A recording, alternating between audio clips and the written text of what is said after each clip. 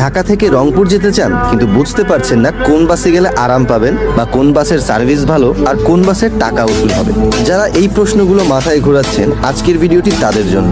আজকের ভিডিওতে আমরা দেখব ঢাকা থেকে রংপুর রুটের সেরা 5টি বাস। এই তালিকায় থাকছে বাসের সার্ভিস, ভাড়া, রুট, সুবিধা অসুবিধা এবং কোন বাস কার জন্য সবচেয়ে উপযুক্ত সবকিছু।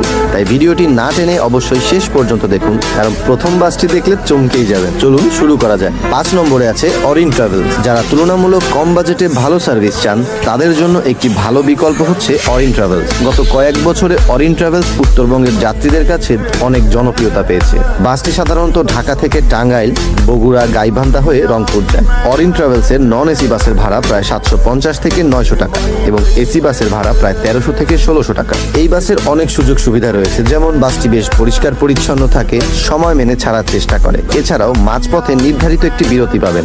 লিস্টের 4 নম্বরে রয়েছে গ্রিন লাইন। হ্যাঁ বন্ধুরা, অনেকেই ভাবতে পারেন গ্রিন লাইন 1 নম্বরে আছে, কিন্তু না, আমাদের লিস্টে আজকে রয়েছে 4 নম্বরে। এজন্যই বলেছিলাম প্রথম বাসটি দেখলে চমকে যাবেন। যারা আরামদায়ক ভ্রমণ পছন্দ করেন তাদের কাছে গ্রিন লাইন দীর্ঘদিন ধরেই একটি পরিচিত নাম। গ্রিন লাইনের নাম মাথায় আসলেই কিন্তু আগে মনে আসে লাক্সারি। ঢাকা থেকে বঙ্গবন্ধু সেতু হয়ে বগুড়া হয়ে সরাসরি রংপুরে যাত্রা করে এই বাসটি। ঢাকা টু রংপুরে এই বাসের ভাড়া প্রায় 1500 থেকে 1800 টাকা। বাসটিতে থাকছে আরামদায়ক সিট, বেশ ভালো মানের সাসপেনশন। এছাড়াও গ্রিন লাইনের ড্রাইভাররা কিন্তু সবসময় অনেক বেশি অভিজ্ঞ হয়ে থাকে, তাই দুশ্চিন্তার কোনো কারণই নেই। 3 নম্বরে রয়েছে এসআর ট্রাভেলস।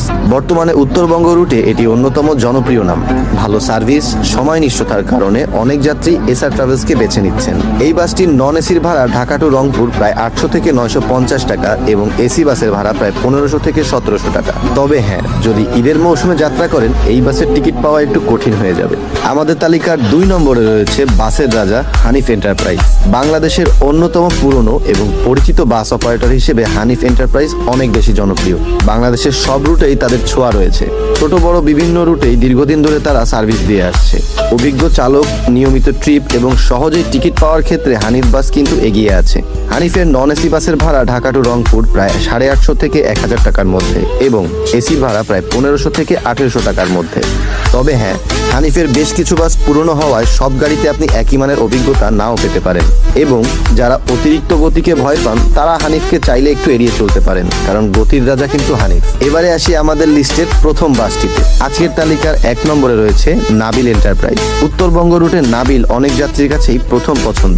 আধুনিক বাস, ভালো সার্ভিস এবং বেশ আরামদায়ক ভ্রমণের জন্য এই বাসটি মানুষের মনে জায়গা করে নিয়েছে। সম্প্রতি তাদের বহরে যুক্ত হয়েছে মার্সিডিজ বেঞ্জের এসি বাস, যা দেখলেই আপনাদের চোখ ধাঁধিয়ে যাবে।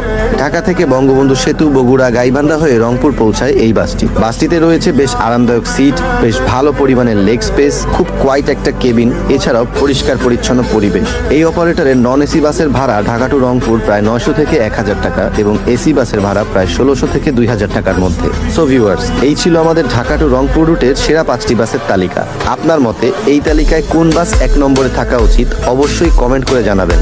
এছাড়াও কোন বাসটি এই লিস্টে নেই কিন্তু থাকলে ভালো হতো অবশ্যই আমাদেরকে কমেন্ট করে জানাবেন। ভিডিওটি ভালো লাগলে একটি লাইক দিন, বন্ধুদের সাথে শেয়ার করুন এবং বাংলাদেশের বাস সম্পর্কিত এমন আরো তথ্যবহুল ভিডিও পেতে আমাদের চ্যানেলটি আজই সাবস্ক্রাইব করে রাখুন। সবাই ভালো থাকবেন, সুস্থ থাকবেন। আল্লাহ হাফেজ।